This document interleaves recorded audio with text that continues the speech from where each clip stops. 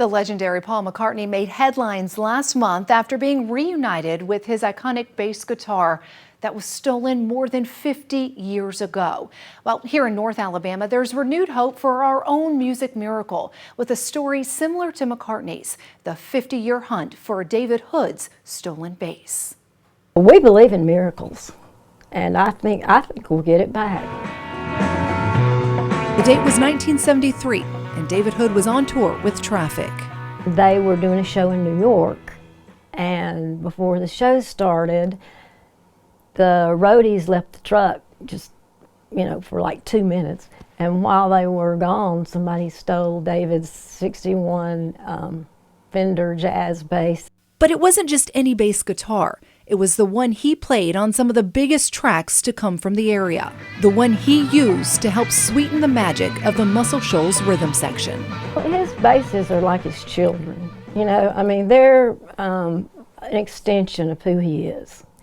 So you do feel a loss, and it's kind of like you just wonder what happened to it. Like, it's being taken care of. You care about what happens to it. If there's one wish for Judy Hood, it's for her husband David to be reunited with the stolen bass. If anybody has a bass that maybe you bought in a pawn shop or you don't know the origin of it, if you could check the serial number and call the studio, because we've got all that information on file here, then we can see if that matches up. You see, David is now the only living swamper. And now more than ever, his stories and memories hold the key to preserving the Shoals' rich music history. It would mean the world to him to get to hold that bass again, and just to put some closure to what happened. It would mean the world to him, and would be a big boost for him right now. And as Judy explains, David is now in a more personal battle.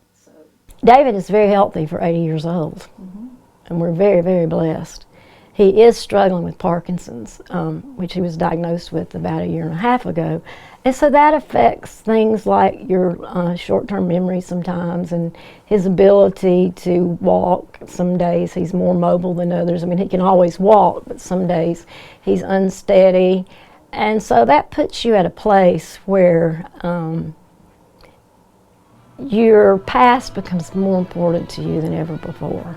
David's wife and friends from near and far believe someone out there holds the key to the past. I don't know what that bass means to you, but it does not mean anything near what it means to David. Now, 5 years ago, musician Drew Tomeko presented David with this custom replica bass guitar, a guitar David says he's willing to trade for the original guitar. If you can help find David Hood's bass when you share this story, go ahead and share this story on your social media accounts, and we hope we can bring it home to North Alabama where it belongs.